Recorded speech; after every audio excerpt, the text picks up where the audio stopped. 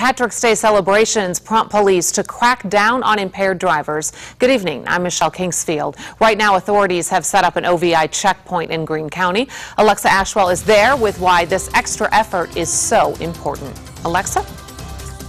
Well, Michelle, we are on Wilmington Avenue, and because we are on the Greene-Montgomery County line, this is a joint effort by both OSP Dayton Post and Xenia Post. As you can see over my left shoulder, officers just began about a half an hour ago checking for impaired drivers, and we also learned in the last half hour that this sobriety checkpoint is in honor of a man named Jason Presley. This is a poster. He was killed in 2004 by a drunk driver. You can see pictured here with his wife. Now, we also spoke with an Englewood man who has a similar story. Scott Reedy holds tight to a picture of his 15-year-old daughter, Sarah, a blonde-haired girl with a bright smile who dreamed of a future in dance. That's what she wanted to do in college. You know, she had dreams of maybe Broadway or something, or maybe starting her own studio, but her life revolved around dancing. But Scott says his daughter will never have the opportunity to fulfill her dream in the spotlight. 12 years ago, she was riding in a car when the driver lost control, struck a guardrail and then a tree. Sarah was thrown from the car and died. Another passenger permanently disabled, all because the 18-year-old man behind the wheel was drunk. I felt like someone had just taken all the breath out of my body.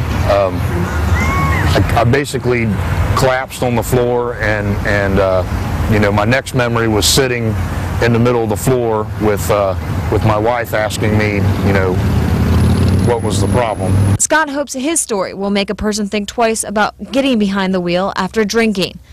Think of the thought of having to spend your life being responsible for the death of another because you made a choice that could have prevented that. And that's what the Montgomery County Task Force is also working hard to do, prevent innocent lives from being lost at the hands of a drunk driver. We know it's one of the biggest drinking days of the year and that people are often out drinking, and we just ask that they make responsible choices when they are drinking, that they either find a designated driver or call a cab. Call a taxi, call a friend, designated driver before you go out.